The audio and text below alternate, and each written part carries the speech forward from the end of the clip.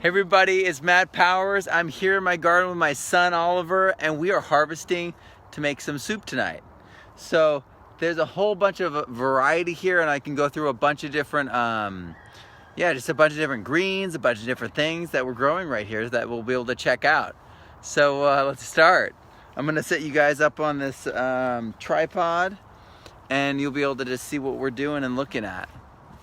So this is the first year garden for the Pacific Northwest for us, and we've always gardened in a climate that had a lot more heat and a huge season. So it's been really different. These are all my seeds from that climate.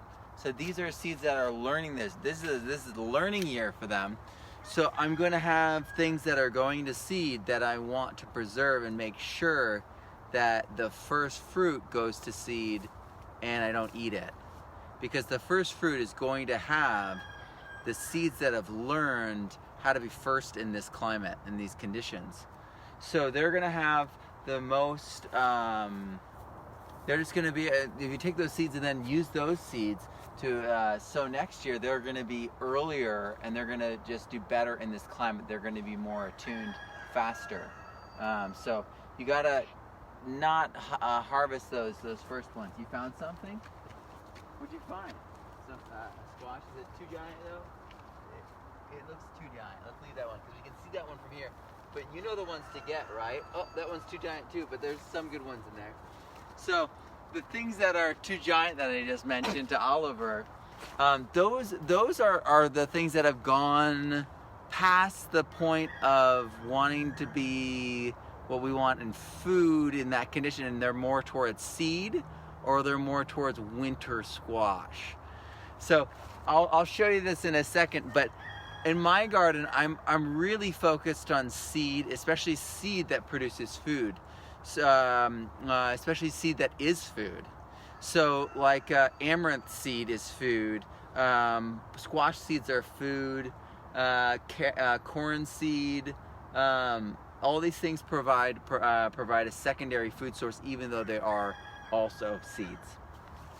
And same thing with like beans. So there's a lot of things here, just like right here, just to point out some polyculture. We've got the horizontal. This is the red Aztec spinach, and it's got some beautiful, just absolutely stunning hot pink on it that I'll be able to show you here in a second. That's my Chenopodium that I rely upon the most. A lot of people, you know, they do quinoa and stuff. I actually prefer this to quinoa. What are you looking for now, bud? Okay, keep looking. I'll need that knife in a basket in a second once it's finished talking. But mixed in here, we have this right here, which is our tomatoes. We've got tomatoes further in, just right there. All throughout this, we have potatoes. So two nightshades. We have potatoes and tomatoes. The potatoes are actually were just tossed into the sod, underneath the sod as I was working. And then there's this strip of turf holding the whole thing together. It's like the zipper. You remove that, you undo this, and it will start to let go and erode. Yeah? Here. Is this okay to take? You can give that to, that one's perfect to give to the chickens, I think. So there's onions. There are lots of beans. There's Cherokee Trail Tier beans. There's some cowpeas, mostly there's Cherokee Trail Tier beans, and they're going up and they're just starting to flower because their growth points are finally being able to be hit by the sun. The tomatoes and the beans have been competing and driving each other's growth actually. And then the tomatoes don't mind being in the shade. So they grew really, really, really well. I think now the key is going to be stressing it and getting it to go, I better, ripen before the end of the summer season. So I think that's the next step. And then Below it all, and then mixed in somewhat to it, is lemon cucumbers here, here, and here. And then there's some squash here on the edges, that's rampicante squash. And there's some amaranth here mixed in too. And then it starts with the summer squash that are bush summer squash. And then a little bit further into this, there's corn. So the corn and beans, obviously, we are going to harvest later. The tomatoes, when they're ready. Yeah? The peppers? Yeah. Let's wait a little bit. I want to do that on camera. Do you want to bring that down now? Bring. Are these like fluffy ones over here okay to pick? Come here. We'll do it together. So, we've even got actually tomatoes. Potatoes that have gone to flower and formed seed. Over there, I've got some potato seeds, which is really kind of fun. And then on this side, this is my perennial food forest, but I'm dressing it with annuals to chop and drop and also to enrich the soil. So you have a lot of cowpeas in there. Oh, that looks really nice. So my son got a patty pan green tint Bennings squash, and there's tons of these. This is probably as big as we would go. Smaller than this is really the ideal. You want them very small, and when they get even just a little bit bigger than this, they won't get damaged. Their skin will be strong enough, and they'll be able to dry down and have good seeds. So I'm gonna move the camera here in a second so you can see what we're looking at more up close. But Oliver, I'm thinking that. Ooh, look at that one over there. Yeah, that one's perfect. This is perfect. So this is probably Can I have my knife? a good size. Yeah, can you go get all of them that are about this size, Ollie? Yeah. This is probably a really good size. I'll add this to the soup. But smaller than this is also really good. But at a certain size, they just start getting really tough, and they're just sweeter and just all delectable when they're really small. And what happens as these age, they become starchier, and instead of becoming sweeter like those selected squash to be winter squash. So that's one of the primary differences, how they handle their sugars in their development and maturation. So let me add this to here, and I'll bring you over, and I'll start walking around close up. There's a lot of things going on. So we've got asparagus mixed in. There's even some holy basil right here.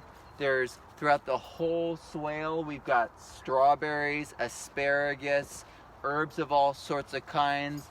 We've even got bush beans mixed in with the cowpeas. There's one crazy that just put on so many beans. And there's nasturtium, two different types of nasturtium, a variegated and non-variegated. There's chamomile, there's rosemary, you got calendula.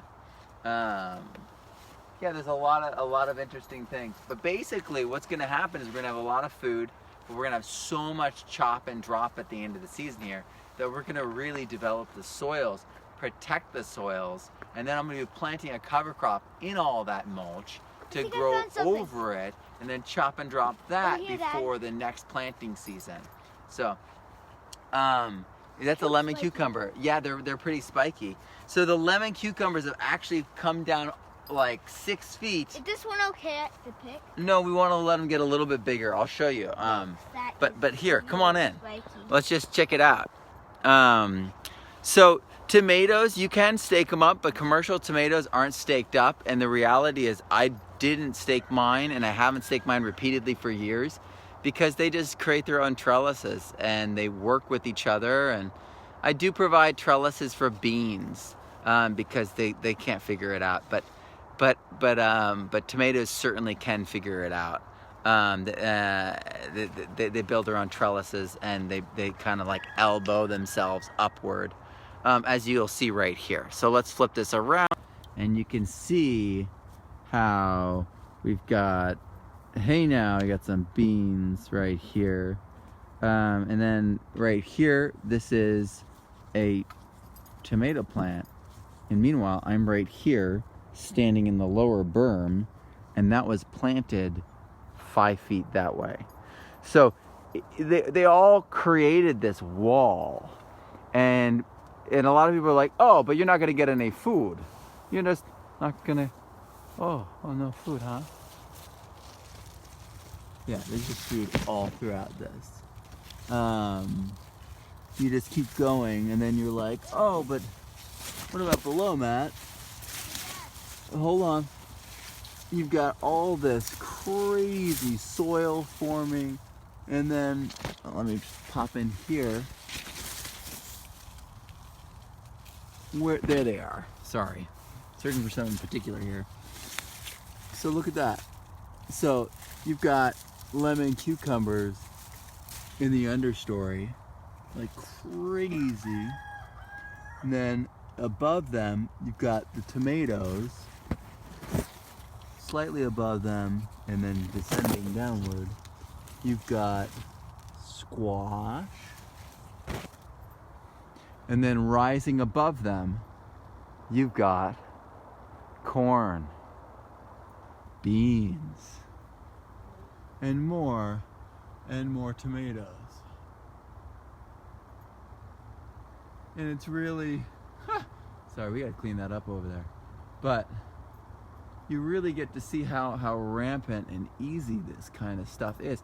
I mean, could I have designed how you go this way, plant, and then you go this way, plant, and then, nah, no way. No one can design like that.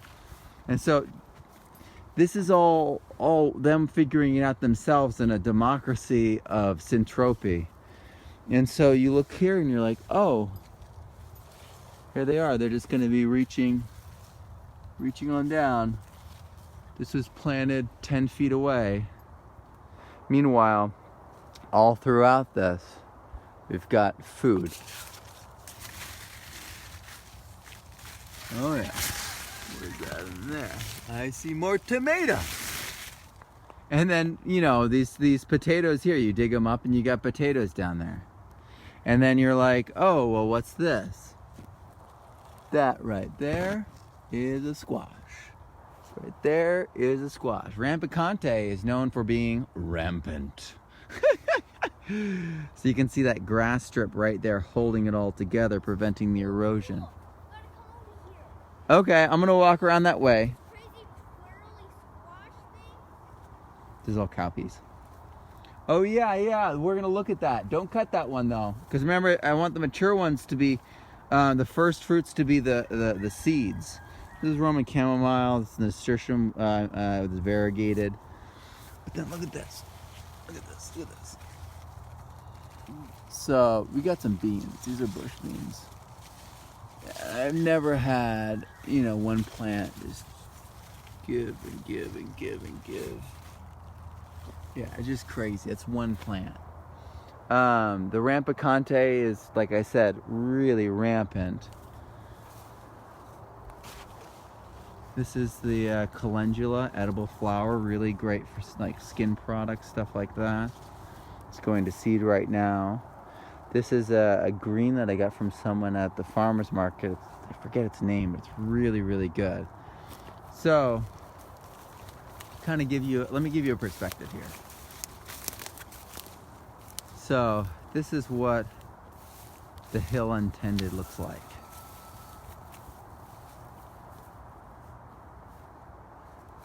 And then this is what throwing seeds in the ground does when you do one compost heap. It's one compost heap, compost tea 2 times, throwing seeds in the ground, making an earthwork. That's it. This is what good seeds also looks like. So, just really, really awesome food, just powering out the ground. And, you know, we've got thistles, we got, you know, weeds and all sorts of things, but is that harming anything? No.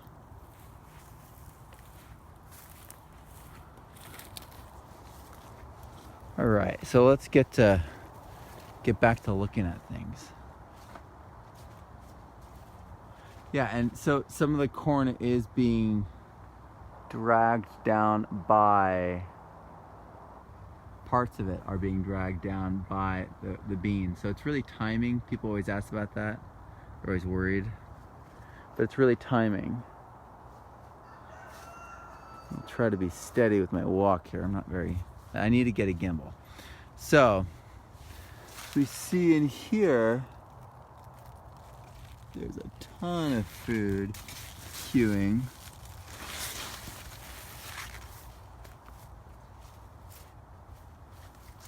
This is a potato plant right here. It's the Ozontala. This is all beans. All this is beans right here. And then mixed up into it over there is tomatoes. Oh wow, you can just see the squash is too big here. Just seed. This is all seed now. Look at that. That's gonna be just seed. But it'll be good seed. It'll be Pacific Northwest seed. And same with this. Look at this. They just come in and just decide to set up camp and boom, you got seed. It's hard to keep up with so much stuff, especially when they're just popping off with seeds and fruit and greenery and really cute and beautiful squash. Actually, Ollie, bring that here. I want to harvest this. Show you guys what it looks like. These rampant Conte squash are actually immune to, or they're pest and disease resistant, squash beetle resistant. They just are an unbelievable plant. If you've had trouble with squash, attacked by squash in the past, attacked by squash beetle in the past, this is the thing to plant. It's an heirloom. It's rampant as the name implies. We can see down here, it's just all growing all over the path. There. Yep. It's just non-stop food. Oh, there's another one right there. And there's beans. More beans. Where are you beans, man? Lots and lots of beans. So, yeah. Here, Ollie, do you want to actually harvest that squash right there? Oh, that twirly? Yeah, the twirly one.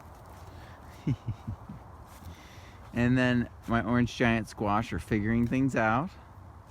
So they're not giant yet. They're like, what happened to the giant hot season? Like, it's different here, guys. But even here, we have evidence of the purple, pink, reddish, red-orange amaranth. Love that thing. I want to see that. Sorry, when I get close to the ground, it takes away the network connection. There's my dog. And so, yeah, it's just covered. And so over here, right here, we're expanding. This is the winter. So there's fava beans all throughout here. We have lettuce. Looks like something feasted on one of those leaves, okay? We've got beets. We've got more potatoes. More amaranth. And then up here, we've got baby seeds. So we've got the peas, and then over there we got beets, and then we've got lettuce. So this is gonna be fall garden right here. Fall garden into the chop and drop replant. And you can really see well here the whole clumps thing, where I'm taking that sod down, flipping it under. I would just literally, if you wanted to plant potatoes right now, it's a little late for that, but you would like just pull it apart and stuff it underneath, like boom, and then it would be in, and you'd be done. That difficult, so difficult. So yeah, we're just kind of, no, don't do that with a tip, sweetie. So yeah, we're just taking things out. I was just working right there. That fell down. We got to put that back up. But yeah, I'm just gonna extend this and do a spillway down here.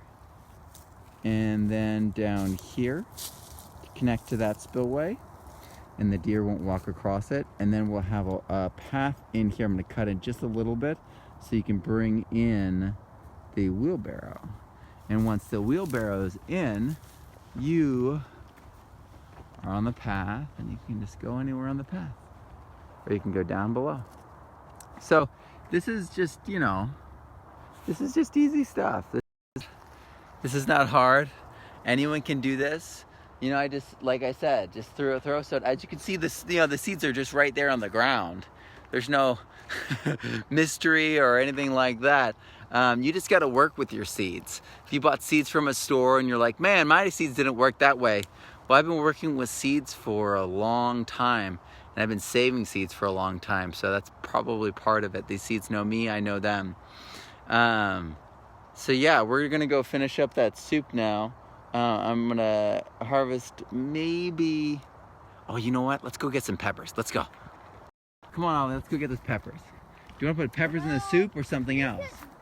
I found Cabbage. a few giant things over there. Mm-hmm. Look, there's that. All sorts of kale. Oh, hello. Big squash. That's gonna be it from the Heirloom Expo. And the twirly there. Oh, the twirly. Of course, Should we the pick one? twirly.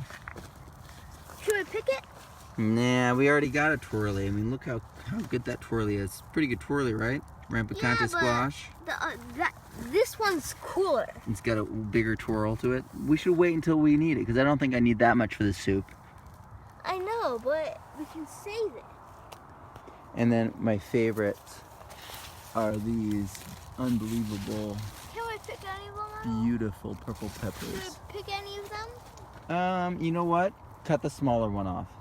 But cut it off right here. So that way you don't cut the main vine and we get more. But yeah, I love these peppers. They're so purple. And then you can see you can see the rampantness of the tomatoes right here, right? But then as you get closer, you really can see how there's just tomato clusters everywhere.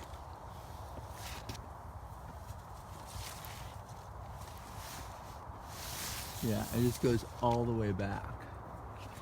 And then, you know, we go through the corn patch. And of course, purple basil. Can't go without that. How about we pick some of those purple pepper? You want to pick a purple pepper? Yeah, pick some. So, these are the purple peppers. Oh. I love the purple Those are peppers. good ones. That looks like a good one. Like purple hot sauce, don't you? Oh, look at that long one over in the back. Ooh. Let's get that one. Look how many tomatoes there are, too, in this area. They got to all turn red. All right, well, we're going to get to... Ooh, I found Oh. a really good one. All right, good. I hope you all have a wonderful night and find an abundance out in your garden. Good. Look at this one. Dad. Bye.